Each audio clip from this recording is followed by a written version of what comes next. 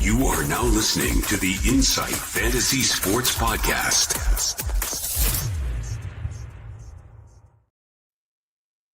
Welcome all and welcome into the Insight NFL Podcast, waiver wire edition for Week 14. Week 13 finished today with the Giants losing to the Patriots. Jackson Dart was able to get through the game, which we absolutely love to see there. Tuesday, the 2nd of December, if you did miss last night's review and recovery, where we covered pretty much all the games for the weekend and injury report for the week that was, make sure to check that out below. But Mav, here we are. I've been doing a little bit of research in our leagues that we've got in. I've got you in the Creators League next week. And of course, I've got CMC and Kittle on bye and Drake May. The rich get richer, as they like to say. How are you feeling with Week 13 behind us and that matchup up ahead this week? Yeah, it was an interesting week, wasn't it? All in all, a lot happened, a lot didn't happen as well. It was a mixed bag of. I think it was a generally pretty poor week across across, I suppose, Supercoach and traditional fantasy. I mean, I scored 535 or 37 points in Supercoach this week, and it was ranked in the top 60, I think it was, or top 70, I think it was. And generally speaking, to be in that ranking, you have to be 600 plus, 650 plus. So that shows that the scoring was on the lower side this week, and that happens. Matchups. Maybe good defenses playing against maybe better offenses and stuff like that might be a factor. But all in all, mate, I'm looking forward to our matchup. I think I've cemented number one seed anyway, so I don't think it really matters too much about that result. It might. Well, look, I've locked in the number one, and you're pretty much sitting there for a top three, top four spot. So it's a bit of pretty much a dead rubber game between us this week. But it's always bragging rights, I suppose, when it comes down to it. It always is. I definitely do not want to lose that matchup regardless, even though it isn't worth too much there. But we'll wait and see how it plays out. We've also got the Insight NFL, I believe it's a $25 league that we're in, just to bring that one up here. I'm playing for the number one seed in that one. Actually, we both are. I think you've got DFAB that week. I know you've got somebody else that I do not know of. But regardless, we're playing for that number two spot in that league, playing for the bye. That's always a big chance there. Final week of the regular season, Mav, and with tonight's waiver wire show, hopefully you've already got players in place weeks prior to this. You're not leaving it to the last minute, but if you are, we do have a couple of nice names to get you through this week. We do have 4 teams on bye, which is going to be tough to navigate. 49ers, Giants, Patriots, and the Panthers. So all some pretty valuable fantasy players throughout that team. But before we get into the waiver wire, let's close out Week 13 with the final game recap.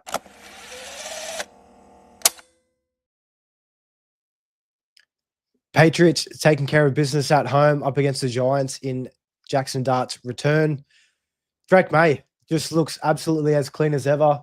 Spreads the ball around, 280 yards, 2 touchdowns. Also gave you 12 on the ground, so not too much there, but very solid week. If you would have got me 3 more points, I would have, I think I would have slotted up into number 2 in the Creators matchup. So you just absolutely love to see that. But on this side of the ball, Mav, for the Patriots, in the receivers, Hunter Henry was the leading receiver in this one with 73 yards. Paints a picture. Stevenson was the second leading receiver here. So what did you kind of get from this game, especially in that receiving end for the Patriots? Yeah, it's a bit of a mixed bag. Spread the ball around. There wasn't really a true number one. I mean, look, you look at it, 35 receiving yards, the most on the Patriots side for wide receiver. So yeah, you look at it like that and you go, shit, okay. Hunter Henry obviously had 73 yards, but it shows how good Drake May is. He hasn't really needed an alpha number one receiver to get through their schedule. And look, people are saying, Patriots 11-2 and have had a bit of a weaker schedule for the year, and haven't really played anyone half decent or compared to other sides. And look, there's some truth in it too. But the revelation of Drake May throughout the season is definitely one to be very excited about for the future. If it's not the Patriots, having a deep playoff run or a Super Bowl run this year, you can definitely see a world and a pathway where Drake May can do it in the future. So, fantastic. And look, they're looking like the number one seed in the AFC, which is pretty crazy to say from the start of the year. We never would have predicted that. And no one would have predicted that, to be fair. But yeah, Drake May definitely a solid reason why that has happened. And yeah, he's balling and he's a superstar. Could be MVP. And he very well could be. I think he is the favourite after this week, after the Stafford loss to the Panthers and him getting a win to close into the bye in week 14. He's just doing it all, Drake May. It's a shame that Diggs couldn't really get much going in this game, but again, they were just spreading it all around. For the running backs, Mav, real quickly for New England before we head to the Giants, fairly split in this one. We had Travion Henderson had 14 opportunities to Ramondre's 17, so pretty close there. Henderson still looks like the clear better back, but I just think that's just going to continue to be a split by the rest of the season. But how do you see that playing out once the guys come back from bye? We really did think that Travion would just take that position or take that role and run with it. But obviously they've gone back to using Ramondre again, which was always a bit of a concern. Even when Ramondre was coming back from injury, how would his role look? And it looks like they are splitting. So yeah, I mean Travion's obviously the better back. I think he's a better back. I think he's more explosive. I think he's a better runner. I think he's a better receiver. I think he's just a better all-round player. But unfortunately, they are using Ramondre still a lot, and they're still paying him quite a bit too. So maybe that comes into play contract. But if they have a chance to cut him or trade him over the offseason, I'm sure they will probably do that. Yeah, Stevenson, here's just the rock in your shoe that you just can't get rid of in that one. On the Giants side of the ball, Mav, Jackson Dart, his return after missing a couple of games from concussion. First game without Brian Dable. Took a couple of big hits in this one. The guys were getting a bit feisty there. I think Theo Johnson got a penalty flag for going off someone for a late hit that was legal in there. The running backs is probably the main story for the Giants. We saw Tyrone Tracy Jr. get carted off with a hip injury. He's a very big chance to miss the remainder of the year. They are heading into the bye along with the Patriots, so we'll have to wait and see. Monitor the medical reports that come out probably tomorrow. Devin Singletary at this point, though, if he has that backfield to himself, definitely a key waiver ad that we'll be adding in later on. How do you feel about him and with that Tyrone Tracy Jr. injury taking place? Yeah, I mean, yeah, I've actually really liked him in a backup role. He's probably like the better back, and especially in this game too, he was clearly the better running back in this scenario. So looks really good. Looks like solid veteran at this point in his career. So I think he's definitely worth a pickup, stash, addition, whichever terminology you want to use. He's a must roster if Tyrone Tracy's out and playing. He could almost be like a flex option in deeper leagues and stuff like that too. So yeah, definitely an option. I just want to mention my call from last night. I thought Slayton was going to be the second best fantasy option out there today, and he was actually third best. He was just behind Singletary, so disappointed with that decision and that call, but I wasn't far off with Slayton. He did have a 30-yard receiving touchdown, and I think he had 2 catches for the day that put him to third best for the day. Yeah, he did look good. It was a nice catch from big Slayton there. You were close, Mav. May as well give it to you at that point. That's well done, picking up Slayton there. That does close out week 13 with the Patriots over the Giants. We'll jump straight into the waiver wire.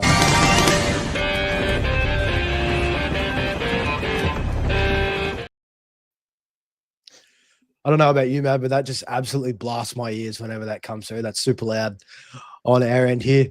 Kicking off with the running backs, we've got a couple of key names to bring up. Jordan Mason, he's at 53% owned in this position. And we are bringing him up purely because of that Aaron Jones. He's dealing with an AC injury in his shoulder. He's been pretty banged up all year for the most part. But if Jordan Mason can get the lion's share here for the Vikings, I mean, how do we feel about it? We know it's not going to be Max Brosnan next week. Secko called last night that JJ McCarthy, his concussion will be magically healed. They'll just start him for the remainder of the year. At this point, they really don't have anybody else. They're not playing for anything. Why not give McCarthy a crack in the final 4 or 5 games just to see what he has and see if he can compete for next year? How do you feel about Mason if Aaron Jones does miss time? They do have the Commanders next week which have been pretty susceptible to the run the last few games.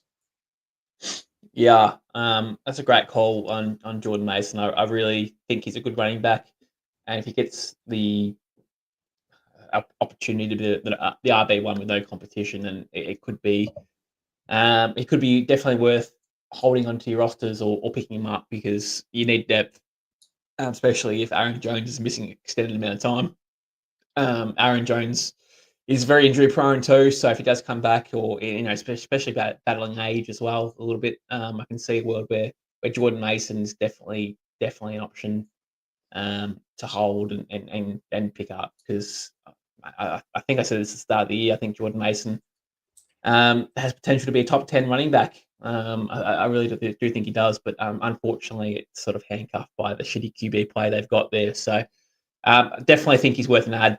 He would be priority, definitely over anyone else. Close second would be Singletary if we're talking about running backs. But yeah, Jordan Mason would be my number one addition for the week if you can. Yeah, Devin Singletary, we mentioned it in the game recap. He's at 44% owned, so once a monitor, I'd be picking him up speculatively if you do have a spare roster spot in your leagues. Again, if you don't need him for this bye coming up, perfect. You can kind of ride him out through the playoffs. Their schedule is pretty juicy through the playoffs. They've got Washington week 15, Minnesota 16, and then the Raiders to close out in championship week. So could very well give you double-digit points throughout those 3 games, and that will be enough to help out. Devin Neal, Mav will bring him up again. He was mentioned last week. His roster percentage has absolutely gone through the roof. He's at 60% now, so not as available as his other 2 guys. Didn't give you too much last week, but he did see 17 opportunities, which is great. We love it, especially getting some work in the receiving game as well. So in PPR leagues, it's just great. How do you feel about Devin Neal? Doesn't look like Kamara is coming back anytime soon. More likely than not, they will shut him down for the remainder of the year. I like Neil. 60% owned at the moment, so he might not be available in majority of leagues out there, but if he is, I think he's worthy of an addition.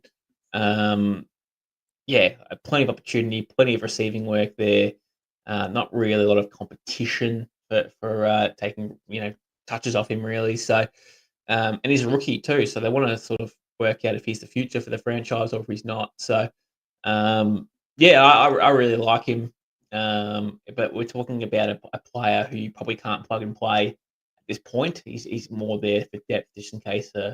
If you're holding like a Derrick Henry and goes down injured or something like you still need depth to bring in. And unfortunately, Devin Neal's not at that point where he can start him in the flex or RB2. But potentially in the future, in coming weeks, he might have a coming out party sooner rather than later. And especially with his in PPR leagues, if he's getting dump offs and an opportunity there with receptions, and absolutely that will pave a way where he'll get more points than what he should. They've got a great run home too, the Saints, just if you are looking to pick up Neal. Tampa Bay, Carolina, the Jets, and then Tennessee to close out the year. All plus matchups for that running back position. Chris Rodriguez is probably the other name, Mav, that we have to throw out here. We mentioned him again last week. Came off the bye up against Denver. He's the clear lead running back for Washington at this point, 42% owned. He gets the goal line work again, but it's kind of touchdown or bust when it comes to Rodriguez. He has been scoring touchdowns the last few weeks, which we do like to see. They have Minnesota and the Giants coming up. How do you feel about him throwing his name into the mix? Because it also looks like Jaden Daniels might be back next week, which will give this offense a massive boost as a whole. Yeah, I don't really like the running back room at Washington. He's seeing probably the most carries, but they're also rotating 3 running backs through there at the moment too. So you're right; it very much is touchdown or bust. They've got McLaurin back now, Debo's still there, Zach Ertz's still there, and if they get Jaden Daniels back, maybe they might pass to the air a bit more and maybe design runs of Jaden Daniels versus throwing it to running backs or letting running backs have 15 plus carries. It's pretty gross to own Rodriguez in any way, shape, or form. He had 11 carries for 41 yards on the weekend. So again, not really a lot of work there, or any exciting work, or work there that I'd go, I have to own him. So in deeper leagues, I'm sure you can make the case that you need depth, but in more shallow leagues, I don't think there's any worth in picking him up at all. And so I'd be cool with not him being rostered but he's there if you need him. If you're there for a pinch, you need like a desperate play. You got CMC this week on bye, and you got no one else. You have to go to the wire, and guys like Benson, if he's available, if guys like Devon Neal aren't there and everything like that, or Singletary's on bye, so he's not an option, or you know what I mean? Like Ramondre's not there as well. He might be available, but if you need like a real desperate play, then Rodriguez might be the answer for a week. But again, I can't say I'm excited by Rodriguez at all. Yeah, it's a tough one. You really need to be in a bad spot to consider bringing him in there for the final run home. A couple of guys also, Mab, to close out the running back position, more so handcuffs that I think are a must-own, especially if you do have their running back leaders ahead of them. Bashal Tootin for the Jags. So if you've got Travis Etienne, he's a must-own, 40%. And Blake Corum, he's at 24% for the Rams. We did see Kyron, he tweaked his ankle in that game against the Panthers. All reports are saying nothing serious. He looks pretty good. He shouldn't miss a week, but we do know Kyron does have an extensive injury history in the past. And Blake Corum does look pretty good in that offense. So how do you feel about those two as potential handcuffs for week 14? I mean, Tootin had a touchdown, didn't he? So, again, not a lot of efficiency on the ground, but a touchdown to get nonetheless. And then obviously Blake Corum is a premium handcuff. If anything was to happen to Kyron Williams and he does miss any time, and Blake Corum is almost RB2 worthy at that point. So I think there's a world where if you're a Kyron Williams owner, especially at this point in the year, you have to roster Blake Corum. I think you have to. You have to drop like a Kareem Hunt or something like that to make way, then sure, do it.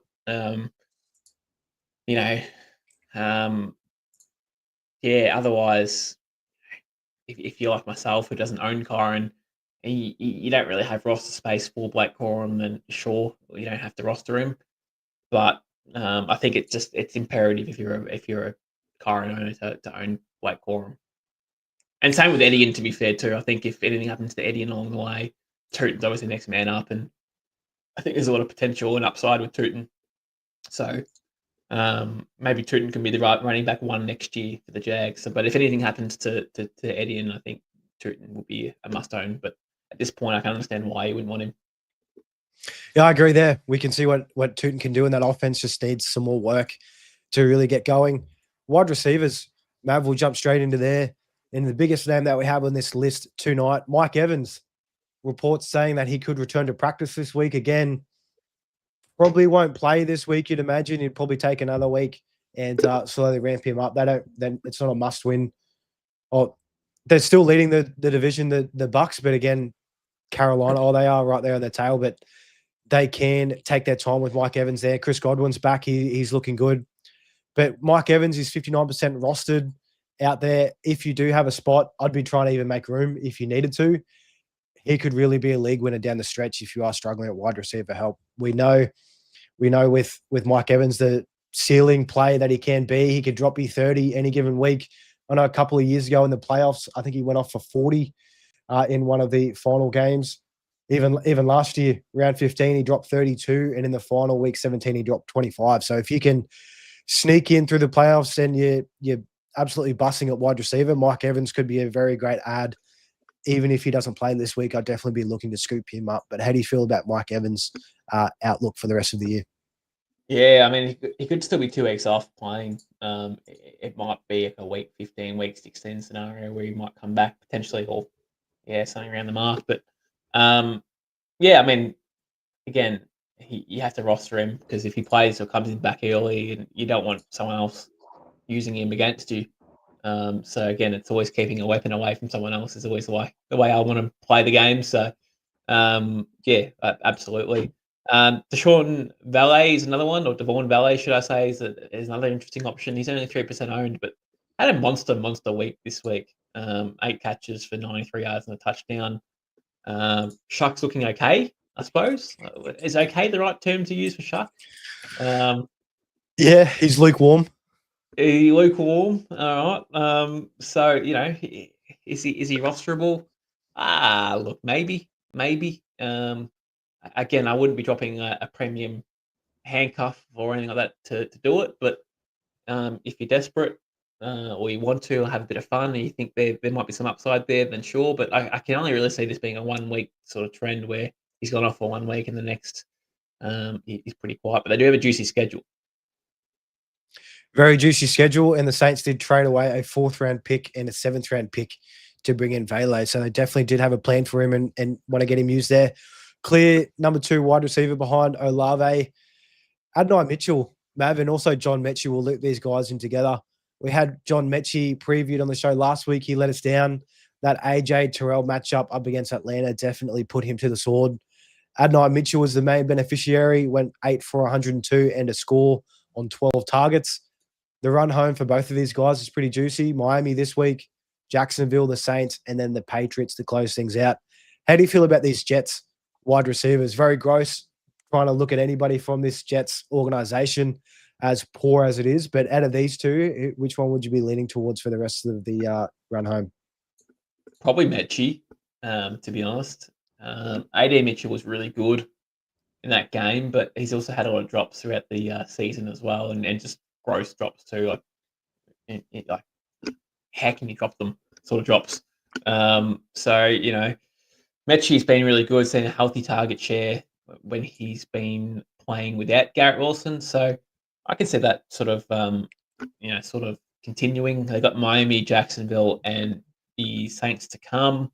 And I can see their nice little schedules, or a nice little favourable schedule for him to potentially have a big game. But John Mechie would be the one that I'd prefer to have if I had to pick.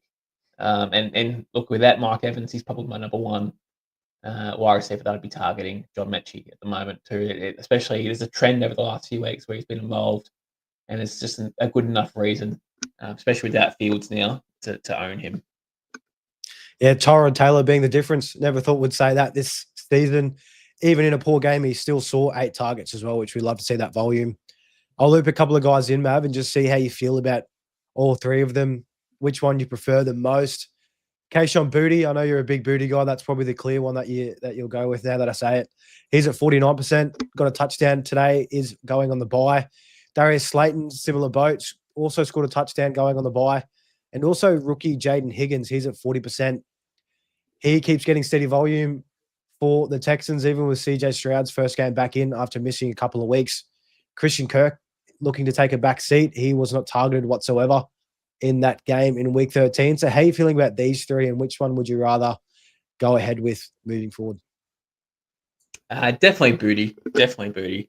Again, more upside, clearer role compared. Nico Collins is still in the house for the Texans, and he's still getting a lot of work. So, Jaden Higgins is steady, but it's not exactly, league winning potential, or there's no real, you can't, he's not really a spot start, I believe, either. So he's just really there for depth, and Boutte, same sort of thing, really, I suppose. But I think if anything happens to Diggs or anything along the way, then Boutte's it goes to the roof. But yeah, I like Boutte more. Isaac Tesla, should I say, could be a spot start as well without Amon-Ra. We expect him to miss this week. So they play the Cowboys this week, I think it is.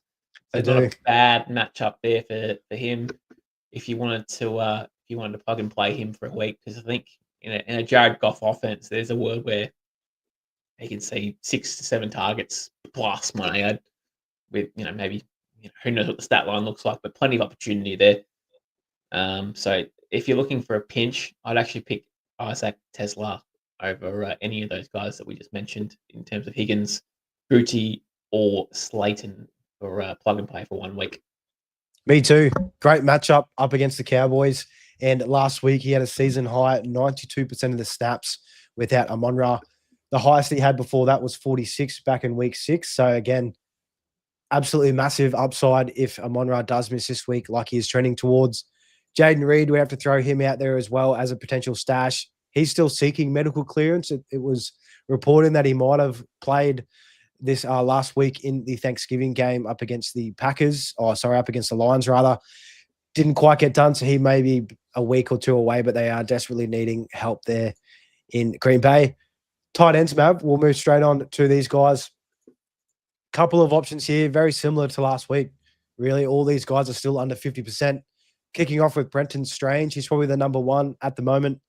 47% owned, saw 84% of the snaps last week, and he scored a touchdown. Parker Washington is also injured for the Jags now, looking like he'll miss a couple of weeks that he suffered in that game. So how do you feel about Brenton Strange? They do play he does play Indianapolis this week, who are ranked 30th in points allowed to the tight ends. Yep. I think Brenton Strange is a must-add, personally, for tight ends. I think he's probably a tight end anywhere between 7 to 10 on any given week. Probably a mid to low tight end one. Obviously Parker Washington just got injured in that game too. I don't really care for Parker Washington when Strange and BTJ are back in the action. So unfortunately, Parker Washington will take a hit on usage. But I can see a world where Brenton Strange is obviously a top 6 tight end for the remainder of the year. I said 6 to 10 or 7 to 10, I think it was, where his range is. But I can also see an outcome where he's top 6 for the remainder of the year. So there's plenty of opportunity for this guy to be involved in this offense. And, I mentioned BTJ taking targets off Parker Washington, which is true. But also BTJ hasn't exactly been on a heater either. He hasn't exactly been, lighting the world on fire in terms of usage or performance. So, Brenton Strange is obviously definitely a guy that definitely can produce, and we saw it last week in his first game back. Darren Waller is also another big name that we have to mention again. First game back from injury, he's at 37% rostered currently on Sleeper. Saw 47% of the snaps, so you can imagine that to ramp up the more games he has under his belt after coming back. The run home is very juicy. They've got the Jets, Pittsburgh, and then Cincinnati as well, which is the best matchup for tight ends, allowing the most touchdowns for tight ends on the year. He could be a massive spot start in that week up against Cincinnati if you are struggling at tight end.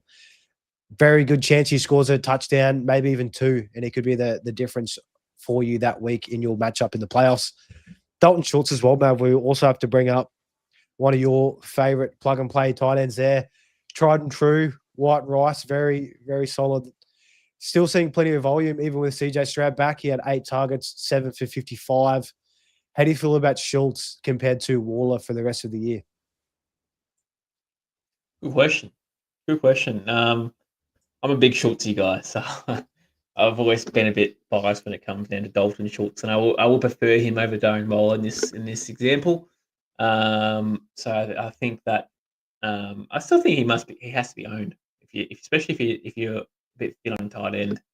I think Dalton Schultz is an option where he's not going to exactly give you top tight end 3 to 4 numbers, but he's steady enough where you can start him when you need to on good matchups, and he'll just do enough for you. Tight ends are very hit and miss in fantasy football, and I think Dalton Schultz is quite consistent. It's not consistently bad, and it's not consistently great. It's somewhere in between, and sometimes you need a bit of that, I suppose, that slower pace and steadiness in your squad to really get a good score on the board. He definitely won't lose you your week, which you love to get out of a tight end position. That's a wasteland at the moment with all of the injuries. Isaiah Likely, I have to throw him out here as well. He's at 11% if you can't get either of these guys that we've mentioned. Had 5 for 95 versus the Bengals in the best matchup possible for tight ends. Has Pittsburgh next week, another plus matchup. Cincy again in week 15, and also week 16, he has the Patriots. So probably the best 3-game stretch for the tight end position in that one there. Mav, we'll loop in our tight end streamers here. Is anybody better than Brenton Strange this week up against Indy, or anyone else that you prefer to spot start if you had to in that position? No, Brenton Strange is my number one, and I won't be convinced otherwise. But no, I it's very hard with tight ends. If I'm going to have a quick squeeze now, just to make sure that I haven't missed anyone on my list here. Where is my list? Here it is. Nah, not really, mate. Fannin Jr. is still available in leagues as well. He's just over 50%, but again, his target share has definitely come down since Shador's started. So he had a big touchdown. So if he's available, I can see a world where he can be a plug and play option. But outside of that, Evan Ingram hasn't really performed either.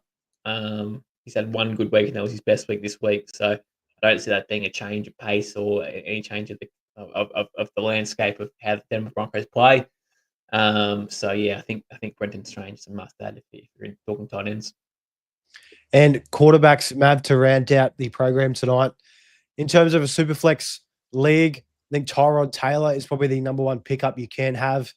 He looked pretty solid last week, got the win for the Jets up against the Falcons, adds a rushing floor, which was very surprising, 44 yards and a touchdown. He put me to the sword in a couple of my redrafts, which I definitely wasn't expecting. Has Miami this week, Jacksonville, the Saints, and then New England, so not a bad stretch home. He's in 6%. Also, Tyler Shuck is only 12% owned out there. He's got Tampa Bay this week in a dome, and he threw 2 touchdowns last week. How do you feel about those two guys in terms of a super flex format? Look, in terms of Superflex, it's always a bit rough playing guys that are sort of fringe starters for fantasy football. You might have better options playing a running back or a wide receiver on your bench. It might be better for you. Depends, but I don't like playing average QBs and losing because of average QBs. So I always like to take my skill position players and roll a dice on them instead. If you've got a good one out there, I'd rather start Brenton Strange, I think, over those guys. What about this Samuel guy? Yeah, if he's there, if you've got that luxury with Jane Daniels back, you definitely could do a lot worse. What about Shador? Mav, could I interest you in Shador Sanders for the Browns? He's at 17%. Looks like he'll start for the rest of the year, and they've got Tennessee up against this week for these guys. You can't convince me. You can't convince me. He just looks average. He looks average. There's nothing really there that I like that I'm going, yep, this guy's the future of the Browns or future for any franchise, really. I can see a world we can be a backup, but no, I can't see a starter-worthy player out of him at all. And for fantasy football, mate, I just, genuinely not interested. Very hard sell. Shador Sanders, or have to wait and see how he looks for the future next year. Mav, we do have to give a quarterback streamer in 1 QB leagues. Who are you willing to lock in for this week? We've got, so Tyrod is up against Miami. They're ranked 23rd in points allowed to quarterbacks, and they're playing at home. Or Tyler Shuck versus Tampa Bay. Tampa Bay are currently ranked 30th in points allowed for quarterbacks, and they're playing in the Dome in Florida there in Tampa Bay. So how do you feel about those two guys, and which way would you lean if you had to start one? What if I went left field and went Aaron Rodgers instead? Aaron Rodgers, interesting. They've got the Ravens, if I'm not mistaken. He's currently only 35% owned in 1 QB leagues. So that's sort of a route that I'd actually prefer to go down to if I had to pick. I know it's been pretty gross, been pretty injury prone, but he hasn't got many games left in his career, Aaron Rodgers. So he's got 5, maybe 5. It depends if they make playoffs. But I like the matchup against Baltimore. It's a divisional matchup as well. So I feel as though he has been pretty average the last few weeks, but I like the matchup, and I feel as though if he's healthy, he might bounce back. And if you don't like Aaron Rodgers, then I can see a world where you go down the round of Tyrod Taylor against Miami. If you want to go like that, I can get around Tyrod Taylor being a starter as well. I'm just looking in one of my 1 QB leagues. Jaden Daniels on the waiver wire there, and so is Jacoby Brissett. So if they're available on yours, that's also not a bad option either. Aaron Rodgers, that is a tough sell after he put up 2.6, but don't mind the matchup. Must win for both games. He just needs to do something for DK Metcalf. He has just been so poo pretty much the whole season. Currently wide receiver 27 in PPR, which is honestly surprising after the last few weeks that have just been absolutely garbage. But Aaron Rodgers, another week healed with that hand injury. Let's see and hope. We do have a couple of comments before we do close out tonight. As always, if you are watching on YouTube, smack that like button, smack that subscribe button, and ring that bell. We're dropping at least 4 shows a week for the remainder of the year here. And a couple of comments too, guys. Thanks for throwing this out here. We got one here from Jay Weezy. Mav, and I'll throw this to you. Should I drop Woody Marks for any of these? Monongai, Kareem Hunt, Tyler Algier, Blake Corum, or Bam Knight? So Woody Marksy does have Kansas City this week, but the stretch home isn't too bad off memory. I don't think I'd drop anyone. I'll drop Woody Marks for anyone of those guys, to be honest with you. I think Woody Marks might be the RB1, has had an opportunity to be so. So, no, I don't think anyone, I wouldn't do it at all for anyone, personally.